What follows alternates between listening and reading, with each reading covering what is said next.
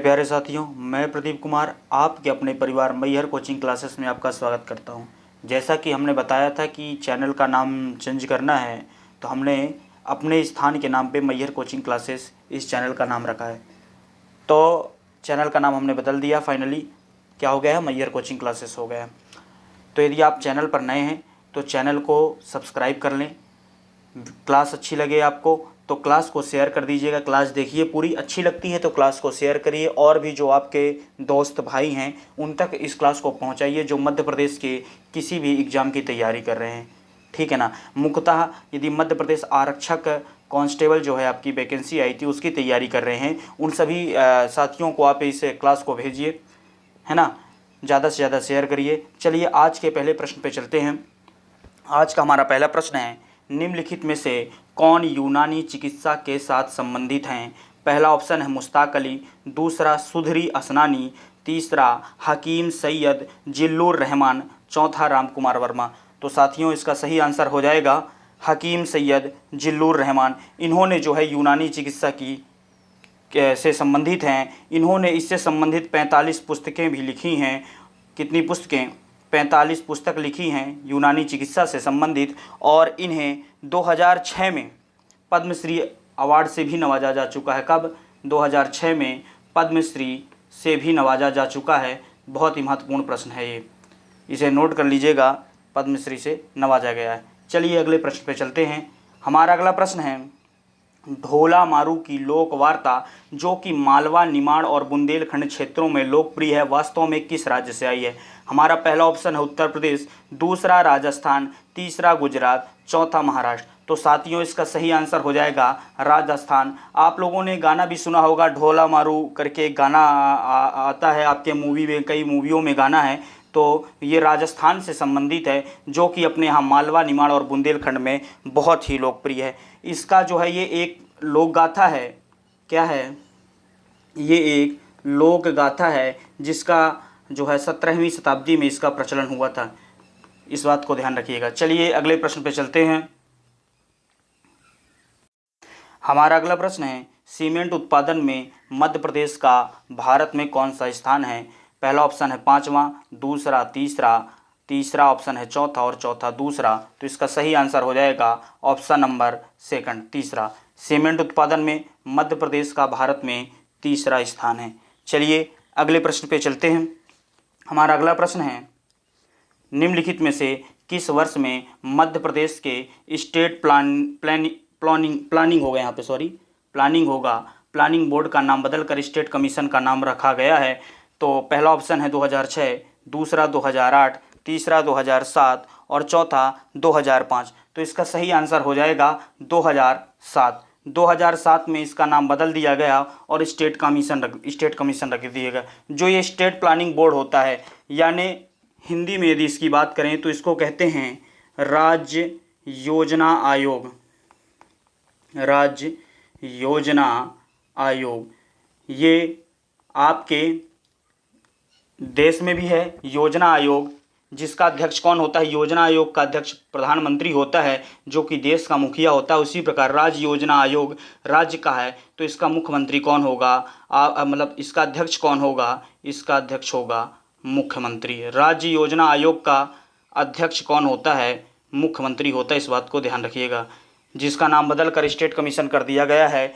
ये जो है 2007 में कर दिया गया। चलिए अगले प्रश्न पे चलते हैं। हमारा अगला प्रश्न है, चिंकारा स्थानीय रूप से तैयार किए गए वाद्य यंत्र हैं जो कि भर्तृहरि लोक कथाओं के पाठ में उपयोग किया जाता है, वास्तव में किसका एक रूप है।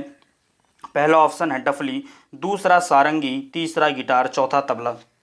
तो इसका सही आंसर हो जाएगा ऑप्शन नंबर सेकंड, सारंगी। ये एक सारंगी टाइप का होता है चिंकारा जो कि स्थानीय रूप से तैयार किया जाता है। चलिए अगले प्रश्न पे चलते हैं। हमारा अगला प्रश्न है, अगर घाटी के ऊपर से देखा जाता है तो पाताल कोट किस आकार का दिखाई देता है। पहला ऑप्शन है आयत, दूसरा घोड़े की नाल, तीसरा वर्ग और चौथा इनमें से कोई नहीं। तो इसका सही आंसर हो जाएगा घोड़े की नाल। ये घोड़े की नाल के आकार का दिखाई देता है। ये छिंदवाड़ा से 78 किलोमीटर दूर है। किससे? छिंदवाड़ा से 78 किलोमीटर दूर बसा हुआ है सतपुड़ा की पहाड़ियों में। 78 किलोमीटर दूर सतपुड़ा की पहाड़ियों में है और कितने नीचे है, 1700 फीट ये आपके नीचे है। इस बात को ध्यान रखिएगा, ये महत्वपूर्ण पॉइंट था, है ना। तो पातालकोट, यदि और बात करें पातालकोट के बारे में, तो ये जो है आदिवासियों का एक एरिया है जो जिसमें कि कितने गांव हैं, 12 गांव बसे हुए हैं। कितने गांव बसे हुए हैं, 12 गांव। चलिए अगले प्रश्न पे चलते हैं। हमारा अगला प्रश्न है, मध्य प्रदेश में कला परिषद कब स्थापित हुआ। इस प्रश्न को मैं एक बार और आपको बता चुका हूँ कि मध्य प्रदेश में कला परिषद की स्थापना 1952 में हुई। कब हुई, 1952 में मध्य प्रदेश में कला परिषद की स्थापना हुई। और साहित्य की भी मैंने कल बताई थी, साहित्य परिषद की स्थापना 1954 में हुई, ये भी मैंने कल आपको बताया था। चलिए, तो इसका सही आंसर हो जाएगा 1952। अगले प्रश्न पे चलते हैं। हमारा अगला प्रश्न, मध्य प्रदेश के अलावा भारत में कितनी अन्य कार्यशील हीरे की खदान हैं।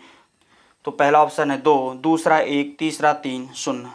भारत में मध्य प्रदेश के अलावा भी हीरे की आपकी खदानें हैं, लेकिन कार्यशील नहीं हैं अब वर्तमान में, तो इसका आंसर हो जाएगा 0।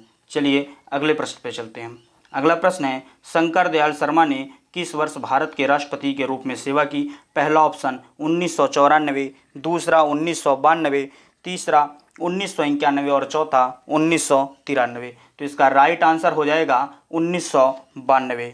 शंकर दयाल शर्मा ने 1992 में राष्ट्रपति के रूप में देश की सेवा की है। और ये राष्ट्रपति कब बने हैं, 25 जुलाई 1992 को बने। इस बात को ध्यान रखिएगा, इनका कार्यकाल 25 जुलाई 1992 से 25 जुलाई 1997 तक था। कब तक था, 25 जुलाई 1992 से 25 जुलाई 1997। एक और महत्वपूर्ण बात ध्यान रखिएगा, ये 9वें नंबर के राष्ट्रपति थे। किस नंबर के, 9वें। 10वें कौन थे, अब्दुल कलाम। तो 9वें नंबर के राष्ट्रपति थे आपके शंकर दयाल शर्मा जी। और इसके पहले जो है राष्ट्रपति बनने से पूर्व ये 8वें नंबर के उपराष्ट्रपति भी थे। ठीक है ना, 8वें नंबर के क्या थे, ये उपराष्ट्रपति भी रह चुके हैं आपके शंकर दयाल शर्मा। तो इस बात को भी ध्यान रखिएगा। चलिए अगले प्रश्न पे चलते हैं।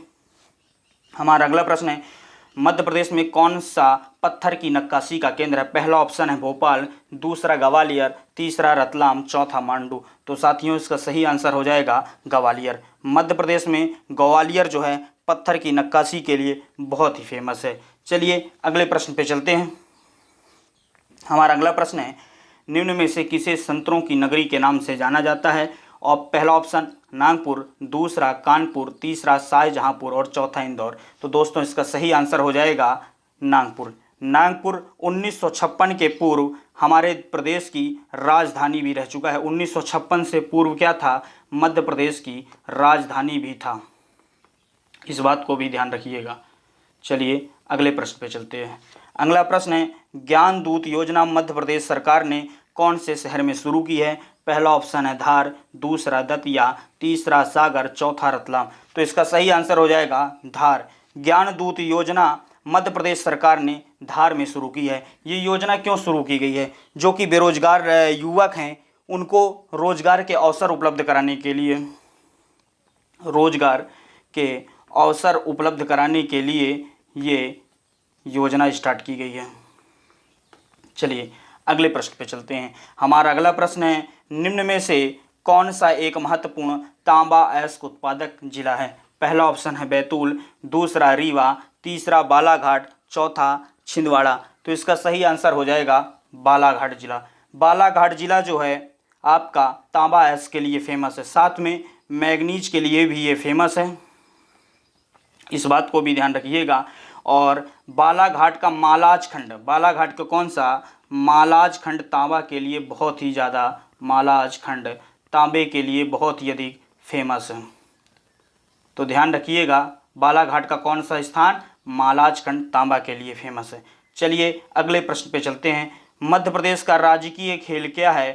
पहला ऑप्शन है क्रिकेट, दूसरा हॉकी, तीसरा मलखंभ, चौथा इनमें से कोई नहीं। तो इसका सही आंसर हो जाएगा मलखंभ। मध्य प्रदेश राज्य का राजकीय खेल मलखंभ है, इस बात को ध्यान रखिएगा। यदि आपसे पूछ ले राज्य पक्षी क्या है, तो शाह बुलबुल मैंने बताया था। जो राज्य पक्षी है आपका शाह बुलबुल, या दूधराज के भी नाम से जानते हैं। शाह बुलबुल अथवा दूधराज या पैराडाइज फ्लाई कैचर, मैंने चीज़ें आपको बताई थी। इसके अलावा राज्य पशु पूछ ले तो राज्य पशु क्या होता है? बारहसिंगा राज्य पशु है आपका, 12 सिंघा आपका राज्य पशु है, जिसका नाम जो है भूर सिंह। ये कान्हा टाइगर रिजर्व में जो है इसने आधिकारिक रूप से पहले आपके जो शुभंकर है उसकी घोषणा की थी, उसका नाम भूर सिंह था। मतलब राज्य पशु ध्यान रखिएगा बारहसिंघा है, ठीक है। फिर आपके बाद मछली की बात करें तो राज्य मछली कौन सी है? महासीर प्रजाति की, महासीर प्रजाति की है। कौन सी प्रजाति की है? महासीर प्रजाति की है। ये सारे इंपॉर्टेंट फैक्ट है। चलिए अगले प्रश्न पे चलते हैं। हमारा अगला प्रश्न, निम्नलिखित जिलों में से कौन सा जिला सोन घाटी में? पहला ऑप्शन है सीधी, दूसरा शहडोल, तीसरा उपरोक्त दोनों, चौथा इनमें से कोई नहीं। तो इसका सही आंसर हो जाएगा उपरोक्त दोनों। सीधी और शहडोल दोनों ही जिले सोन घाटी के अंतर्गत आते हैं, तो ऑप्शन नंबर 3 इसका राइट हो जाएगा। चलिए अगले प्रश्न पे चलते हैं। अगला प्रश्न है, मध्य प्रदेश सरकार ने राज्य वृक्ष के रूप में बरगद के पेड़ को कब घोषित किया? पहला ऑप्शन है 1975, दूसरा 1980, तीसरा 1981, चौथा 1982।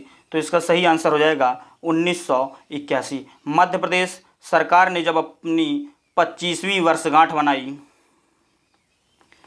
25वीं वर्षगांठ मनाई, क्योंकि मध्य प्रदेश का पुनर्गठन क्या हुआ? पहली बार 1956 में हुआ। तो जब 1956 में आप 25 वर्ष जोड़ोगे, 25वीं वर्षगांठ बनाई, तो क्या आ जाता है? 1981। तो 1981 में इन्होंने बरगद के पेड़ को अपना राज्य वृक्ष के रूप में घोषित किया। चलिए अगले प्रश्न पे चलते हैं। हमारा अगला प्रश्न है, कौन सी नदी मड़ई वन के मध्य से बहती है? पहला ऑप्शन है बेतवा, दूसरा तवा, तीसरा केन, चौथा मनिहार। तो इसका सही आंसर हो जाएगा तवा। ऑप्शन नंबर 2 राइट हो जाएगा। तवा नदी बहती है कहाँ से? आपके मड़ई वन के मध्य से बहती है। चलिए अगले प्रश्न पे चलते हैं। अगला प्रश्न, हलाली जलाशय मध्य प्रदेश के किस जिले में स्थित है? पहला ऑप्शन है विदिशा, दूसरा भोपाल, तीसरा होशंगाबाद और चौथा रायसेन। तो इसका सही आंसर हो जाएगा रायसेन। हलाली जलाशय मध्य प्रदेश के रायसेन जिले में बहता है, जो कि राजधानी भोपाल से, मध्य प्रदेश की राजधानी क्या है? भोपाल। और भोपाल से कितनी दूर है? लगभग 40 से 45 किलोमीटर दूर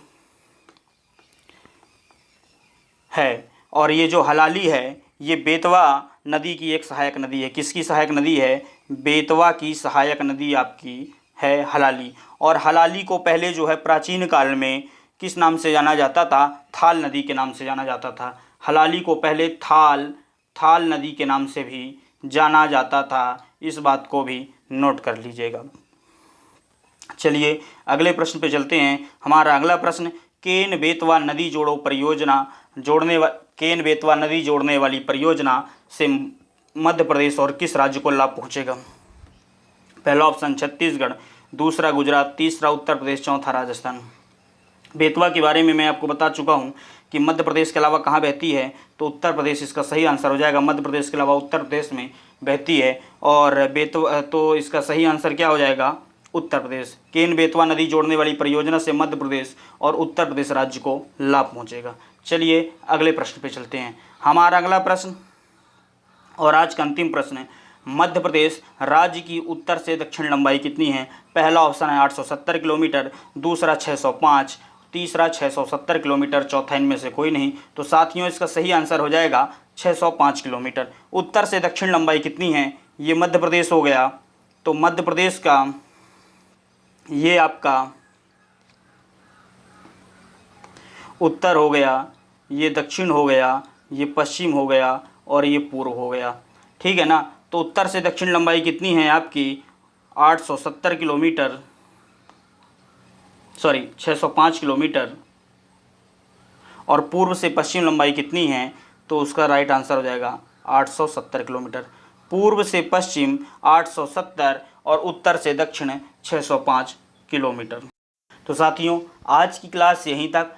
क्लास अच्छी लगी हो तो तो लाइक ज़रूर कर दीजिए और ज़्यादा से ज़्यादा लोगों को तक पहुंचाइए, शेयर करिए। आप जब भी कोई सीरीज लगाएंगे, जैसे सबसे महत्वपूर्ण क्या होता है कि हम किसी भी एग्ज़ाम की तैयारी कर रहे हैं तो उसके लिए किसी भी टेस्ट सीरीज को लगाना सबसे महत्वपूर्ण होता है, या पुराने प्रश्नों को उठाकर पढ़ना बहुत ही महत्वपूर्ण होता है। उससे हमको पता चलता है कि पेपर का टाइप क्या है, कैसे प्रश्न बनते हैं परीक्षा में।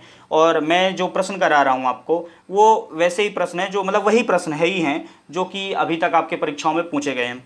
मैंने 2017 का प्रश्न पत्र लिया है, उसी के बारे में मैं आपको बताता हूँ, जो भी फैक्ट निकलते हैं उससे। तो क्या रहता है, बहुत महत्वपूर्ण रहता है। आप किसी भी टेस्ट सीरीज को लगाओगे तो टेस्ट सीरीज में रहता है क्या, पिछले प्रश्नों को ही तो देते हैं, है ना। तो आपके लिए बहुत अच्छा एक मौका है रिवीजन करने का। मैं 20 प्रश्न कराता हूँ और मान लीजिए लगभग हर प्रश्न में फैक्ट बताने की कोशिश करता हूँ, जिसमें से जो निकलता है, तो मान लीजिए 30 प्रश्न भी हो जाते हैं आपके। तो 30 प्रश्न मैं करा रहा हूँ, तो इसको आप एक दिन में देखोगे तो 30, और आप 30 दिन में देखेंगे तो 900 प्रश्नों की सीरीज हो जाएगी। और अभी आपके पास 2 महीने का समय है।